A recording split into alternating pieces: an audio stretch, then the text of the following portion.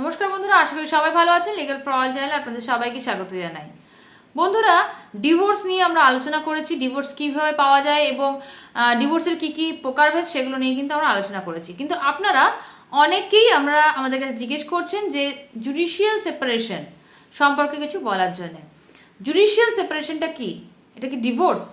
এই নিয়ে আজকে আলোচনা করব। সম্পূর্ণ আলোচনার সঙ্গে থাকুন।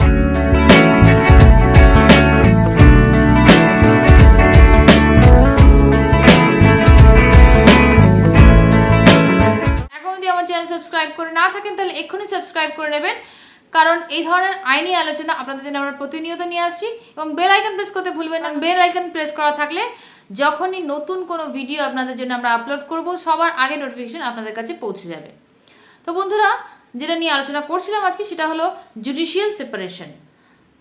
হিন্দু ম্যারেজ অ্যাক্ট সেকশন 10, এই সেকশনে কিন্তু জুডিশিয়াল সেপারেশনের কথা বলা হয়েছে।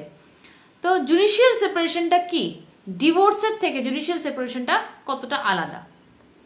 বন্ধুরা, ডিভোর্স এবং জুডিশিয়াল সেপারেশনের মধ্যে মূল যে পার্থক্যটা সেটা হলো যে জুডিশিয়াল সেপারেশনের ক্ষেত্রে যদি আপনার মনে হয় যে আপনাদের মধ্যে যে ভুল বোঝাবুঝিটা ছিল সেটা মিটে গেছে এবং পুনরায় আপনারা একসঙ্গে থাকতে চাইছেন, সেক্ষেত্রে কিন্তু জুডিশিয়াল সেপারেশন থাকার সময় একটি পিটিশনের মাধ্যমে কিন্তু আপনারা এই জুডিশিয়াল সেপারেশনের পিরিয়ডটাকে শেষ করতে পারেন। এবং তারপরে যদি জাজ মনে করেন যে যে ঘটনাটা ঘটেছে যে আপনারা চাইছেন একসঙ্গে থাকার জন্যে, জাজ কিন্তু আপনাদেরকে পারমিশন দিতে পারেন যে জুডিশিয়াল সেপারেশনের যে পিটিশনটা আপনারা করেছেন সেটা উইথড্র করে নেওয়ার জন্য এবং পুনরায় আপনারা একসঙ্গে থাকতে পারেন।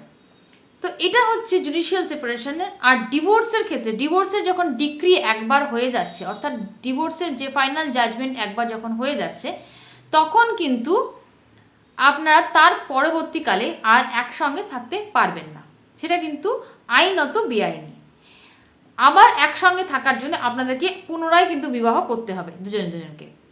তো এই যে পার্থক্য জুডিশিয়াল সেপারেশন আর ডিভোর্সের মধ্যে, আমার মনে হয় যারা জুডিশিয়াল সেপারেশন সম্পর্কে জানতে চাইছেন তাদের জুডিশিয়াল সেপারেশন এবং ডিভোর্সের পার্থক্যটা অবশ্যই জেনে রাখা উচিত, যে ডিভোর্সে কি সমস্যা এবং জুডিশিয়াল সেপারেশনে কি সমস্যা। এবার বলি যে জুডিশিয়াল সেপারেশন আপনি কিভাবে পেতে পারেন।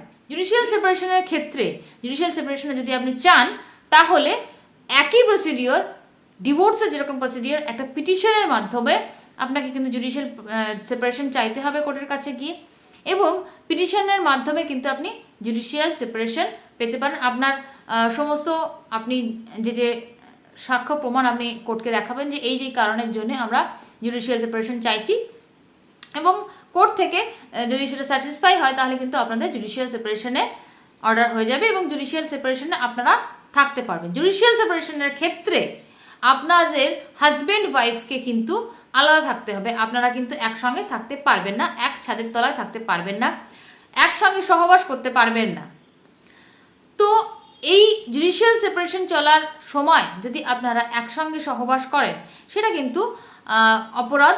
এবং আপনি যদি মনে করেন যে জুডিশিয়াল সেপারেশনে যে পিরিয়ডটা চলছে আপনাদের, সেই পিরিয়ডটার কিছুদিন চলার পরে আপনার যদি মনে হয় যে না, আমাদের দুজনের মধ্যে একটা মিসআন্ডারস্ট্যান্ডিং ছিল, সেই জায়গাটা ঠিক হয়ে গেছে, এখন আমরা একসঙ্গে থাকতে চাই, সেক্ষেত্রে কিন্তু সম্পর্কটা আবার আপনারা জোড়া লাগিয়ে নিতে পারবেন জুডিশিয়াল সেপারেশনের ক্ষেত্রে।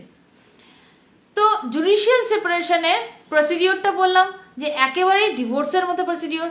একটা পিটিশনের মাধ্যমে যেভাবে ডিভোর্স ফাইল করতে হয় ঠিক একই প্রসিডিওরের মাধ্যমে একই ধরনের পিটিশন আপনাকে কিন্তু করতে হবে, এবং গ্রাউন্ডগুলোই কিন্তু একই ডিভোর্সের মতোই গ্রাউন্ড। যে ডিভোর্সের জন্য যে গ্রাউন্ডগুলো আমি আলোচনা করেছি, এর আগেও কিন্তু আলোচনা করেছি যে গ্রাউন্ডগুলো রয়েছে 13 সাবসেকশন A-তে এবং সাবসেকশন 2-তে হিন্দু ম্যারেজ অ্যাক্টে যে গ্রাউন্ডগুলো রয়েছে, সেই গ্রাউন্ডগুলো, অর্থাৎ ডিভোর্সের যে গ্রাউন্ডগুলো রয়েছে সেই গ্রাউন্ডের উপরেই কিন্তু আপনি জুডিশিয়াল সেপারেশন কিন্তু চাইতে পারেন। সেই একই ধরনের গ্রাউন্ডের উপরে কিন্তু আপনি জুডিশিয়াল সেপারেশন চাইতে পারেন, যেমন ক্রুয়েলটি, যেমন ডিজার্শন, এই ধরনের যে সমস্ত রকমের গ্রাউন্ডগুলো রয়েছে সেকশন 13(1) এবং সাবসেকশন 2-তে, সেক্ষেত্রে কিন্তু হাজব্যান্ড ওয়াইফসের ক্ষেত্রে সাবসেকশন 13 সাবসেকশন 2-তে কিন্তু বলা হয়েছে যে কিছু এক্সট্রা সুবিধা দেওয়া হয়েছে, কিছু এক্সট্রা গ্রাউন্ড রয়েছে স্ত্রীদের ক্ষেত্রে, যেগুলো সেই গ্রাউন্ডের উপরে কিন্তু শুধুমাত্র স্ত্রীরা জুডিশিয়াল সেপারেশন চাইতে পারবেন। তো আশা করি বোঝাতে পারলাম যে প্রসিডিওরটা কী আছে, একই রকম ডিভোর্সের মতোই প্রসিডিওর, কিন্তু জুডিশিয়াল সেপারেশনটা একটু একটু হালকা। অর্থাৎ আপনারা যদি চান যে পরবর্তীকালে আবার নিজেদের মধ্যে প্যাচ আপ করে নেওয়ার জন্যে, তাহলে কিন্তু আপনারা সেটা করতে পারবেন।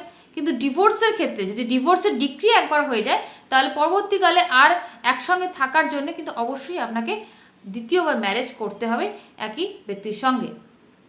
তো আশা করি জুডিশিয়াল সেপারেশনের যে ম্যাটারটা সেটা আপনাদের বোঝাতে পেরেছি, এবং জুডিশিয়াল সেপারেশন নিয়ে যদি আপনাদের আরও কোনো কোশ্চেন থাকে সেগুলো অবশ্যই আমাদের কমেন্ট বক্সে করবেন, এবং আমাদের ভিডিও আপনাদের কেমন লাগছে সেটা অবশ্যই কিন্তু জানাতে ভুলবেন না। তো আশা করি আজকে ভিডিও আপনাদের ভালো লাগলো। যদি ভালো লেগে থাকে তাহলে নিশ্চয়ই লাইক কমেন্ট শেয়ার করবেন, সাবস্ক্রাইব করে অবশ্যই আমাদের পাশে থাকবেন, বেল আইকন প্রেস করে রাখতে কিন্তু ভুলবেন না। নমস্কার, দেখা হচ্ছে পরবর্তী ভিডিওতে। ততক্ষণ ভালো থাকবেন, সুস্থ থাকবেন।